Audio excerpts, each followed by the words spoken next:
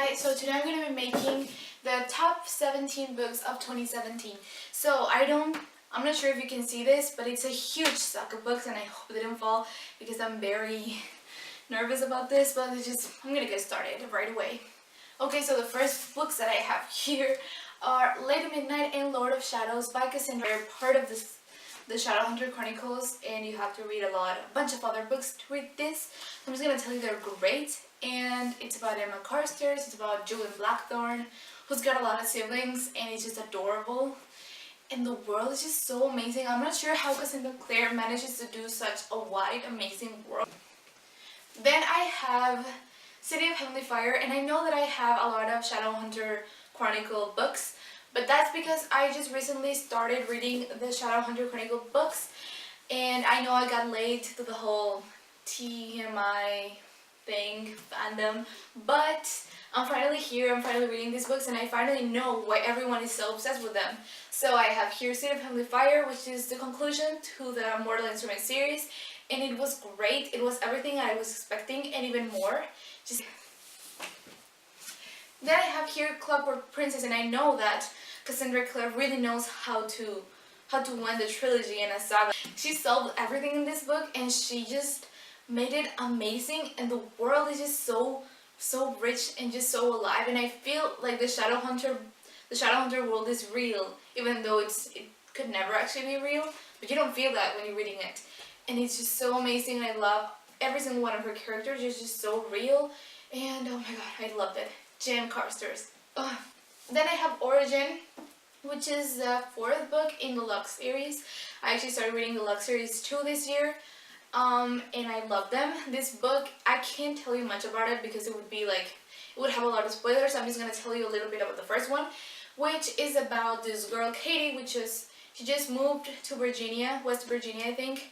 This little town with very few people. She meets these twins, which are acting very weird, and then she finds out that they're alien and that her life could be in danger just by the pure fact of being friends with her neighbors who are also aliens. And I know it sounds weird, but it's amazing. And if you want to know more about this book, more of my thoughts, my opinions and everything, you can watch, I posted a bookish review on my YouTube channel, so you can totally check that out. Then I have Genuine Fraud by E. Lockhart. I actually haven't read We Were Liars, and I don't know why, but I never have We Were Liars in Barnes & Noble when I go to the US or in local libraries here in Mexico. I don't know why, but I read Genuine Fraud instead because I really wanted to read something like dark and filled with suspense, and a lot of people have recommended this book to me, so I just went on and read it. And I can't tell you much about this because, you know, E. Lockhart's type of writing is also very filled with suspense and darkness, and you have to kind of just go blind with it, like not knowing anything. So I'm just gonna tell you it's about some murders, and you're trying to solve these murders, but the story, I mean, you start the story from the end and you go to the beginning. I know it doesn't make sense, but if you read this book, it totally makes sense, and it's so great, so well written, and again, 5 out of 5 stars. Then I have Heartless by Marissa Mayer, which is one of my favorite authors ever. And this is a retelling on the Queen of Hearts and how she became to be this very feared villain.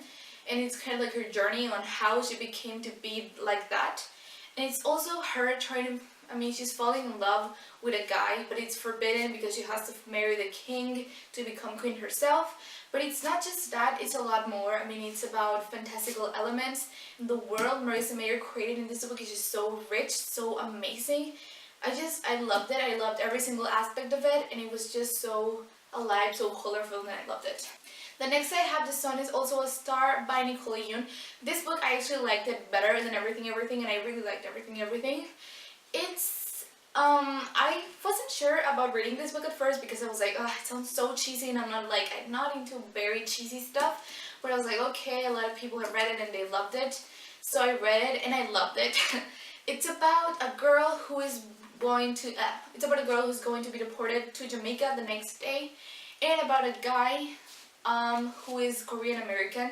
They meet one day, and it's about their love, and it's so weird. This whole entire book develops in one day, and it doesn't feel like one day. It feels like so much longer, and you feel like you've already known these characters before, like you've seen them before. They're so real. And this other guy, his name is Daniel. I can't remember his last name, which I probably would pronounce wrong, so I'm just gonna call him Daniel. Daniel is so cheesy, and he's a poet, and he's very romantic, and Natasha's so like, no science, and I don't believe in love. So them meeting is just so cute. Then here I have one of my most recent reads, which is The Darkest Minds by Alexandra Bracken. This book is about, okay, how can I explain this book? Okay, so it's about the United States, but it's different than the United States, you know? It's like all of these kids from 10 to like 18 or something like that have been dying of this disease called IANN, I think. And the rest of the kids, the ones that haven't died, have caught these powers, and the government is very scared of these powers and what these kids can do. So they lock them inside like concentration camps, and this girl, our main character Ruby, she escapes one of the camps and finds two boys and a girl, and one of the boys is called Liam, and he's so sweet, he's a love interest. She starts falling in love with Liam, but she can't go too close, she can't get close to him because her power is very dangerous and she doesn't want to hurt anybody. But she's also kind of like trying, I mean, she's been locked with a lot of girls in the past, and like seeing a boy is very different for her. And then they have to meet this kid, they call him this Slip Kid, and he supposedly finds your parents, he helps you contact your parents and your family. So they're trying to find him, and they're trying to travel there, but there's also like a police officer who's trying to get them and tracking them. And it's just filled with suspense and dystopian things, and it's so amazing. And I love every single power that they have because they're so different from any powers that I've ever read about. And just her power is so cool. If it wasn't so dangerous, I'd love to have it, but no, it's too dangerous. Then here I have Always and Forever Lara Jean by Jenny Han. This is the conclusion to the Lara Jean trilogy. I think it's called that way. But this book, I can't really tell you much about it because it's a conclusion, so I don't want to spoil you guys anything. I'm just gonna tell you it's about Lara Jean, who is very funny, she's very sweet, she likes to bake, she's a very likable character actually, and about her family and about her falling in love, just kind of like coming to age sort of thing. And it's very amazing, and I love her sisters, and I love Peter Kavinsky and her dad. It's very cute. It's like kind of like watching a rom-com. So cute. Then here I have Hunted by Megan Spooner. I wasn't actually sure about reading this book, and I wasn't really expecting much from it. But when I read it, I was just so haunted with the writing style. It's just so poetic, and the world, and it's kind of like watching Beauty and the Beast again, but kind of like different. Some stuff are different. It has like more of magical elements and fantastic things. But it's very similar from the original tale, so if you like the Beauty and the Beast, you'll definitely like this book. It's so cute. Then I have Shadow and Bone, and I need to read the second and third book because I love this book so much. So this book, I'm not sure how to tell you about this book because it's very complicated, but it's just about a girl who develops secret, amazing powers, and she has to be transferred to this kind of elite sort of race called the Grisha.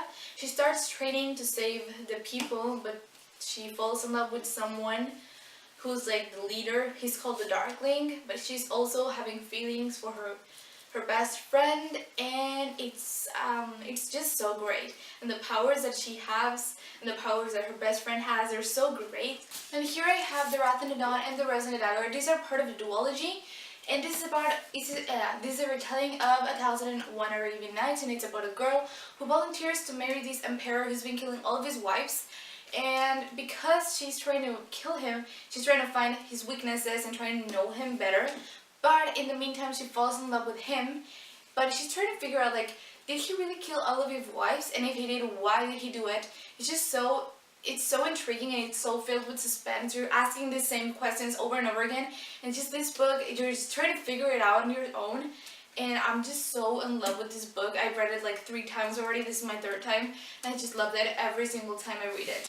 Then I have City of Lost Souls, which is the 5th book in the Lunar Chronicles, the Shadowhunter Chronicles series.